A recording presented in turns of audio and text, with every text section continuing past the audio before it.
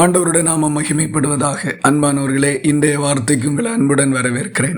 இன்றைய தியானத்துக்காக 1 சாமுவேல் 15வது அதிகாரம் 22வது வசனத்தின் கடைசி பகுதியை வாசிக்க கேட்போம். பலியை பார்க்கிலும் கீழ்ப்படிதலும் ஆட்டுக்கடாக்களின் நினத்தை பார்க்கிலும் செவி கொடுத்தலும் உத்தமம்.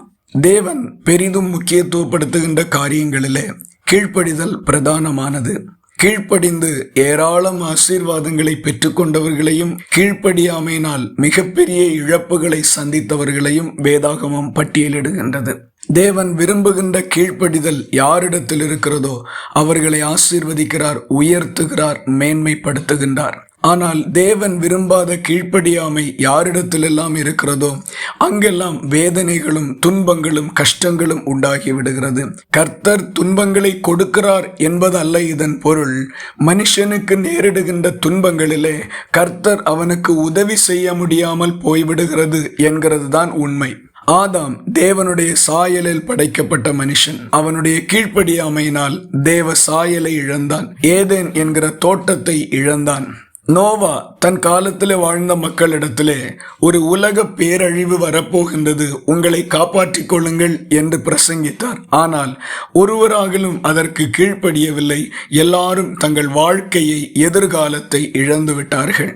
சவுல் என்கிற அரசன் தேவனுக்கு கீழ்ப்படியாததினால் தன்னுடைய அரச பதவியையே இழந்து விட்டான். சாலமோன் என்கிற ராஜாவினுடைய கீழ்ப்படியாமையினால் அவருடைய காலத்திற்கு பிறகு அவருடைய நாடு இரண்டுபட்டு போய்விட்டது.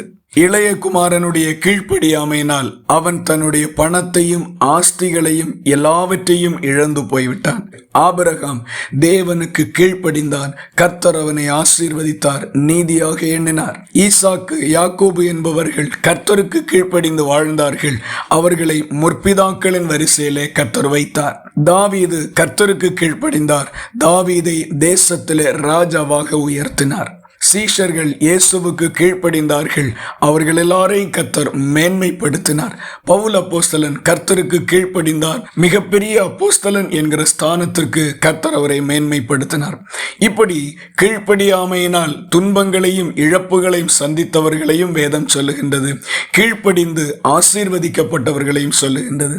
இந்த காலை வேளையிலே நம்முடைய எந்த நல்ல காரியங்களை பார்க்கலும் கர்த்தருக்கு கீழ்ப்படுகிற காரியத்தை தான் தேவன் பெரிதும் விரும்புகின்றார். நம்முடைய மிகப்பெரிய தியாகங்களை காட்டிலும், நம்முடைய நல்ல பண்புகளை காட்டிலும் கீழ்ப்படிதலை தேவன் எதிர்பார்க்கிறார். ஆகவே தேவனுடைய வார்த்தைக்கு கீழ்ப்படுகிறதற்கு முக்கியத்துவம் கொடுப்போம். ஆசீர்வதிக்கப்பட்டிருப்போம், வாழ்ந்திருப்போம். இந்த வார்த்தைகள் இந்த நாள் முழுவதும் உங்களுக்கு ஒரு ஆசீர்வாதமாய் இருப்பதாக. ஜெபிக்கலாமா? எங்களை நேசிக்கிற அன்பு நிறைந்த நல்ல ஆண்டவரே, நாங்களுமே நன்றியோடு துதிக்கிறோம். இந்த ஆசீர்வாதமான நல்ல காலை வேளையில நாங்கள் கீழ்ப்படிதலின் அவசியத்தை குறித்து சிந்திக்க நீர் எங்களுக்கு ஆலோசனை தந்திருக்கிறதற்காக ஸ்தோத்திரம். எங்கள் கீழ்ப்படிதல் எந்த தன்மையுள்ளதாய் இருக்கிறது என்கிறதை சோதித்து பார்த்து உமக்கு சரியாக கீழ்ப்படிந்து நடக்கக்கூடிய நல்ல உள்ளத்தை எங்களுக்கு தாரும். கீழ்ப்படியாமையினால் இழந்து போனவர்களுடைய வரிசையிலே நாங்கள் நிற்காமல் கீழ்ப்படிந்ததனால் ஆசீர்வதிக்கப்பட்டவர்களுடைய வரிசை காணப்பட எங்களுக்கு உதவி செய்துள்ளோம். ஜெபத்தை கேட்டதற்காக ஸ்தோத்திரம்.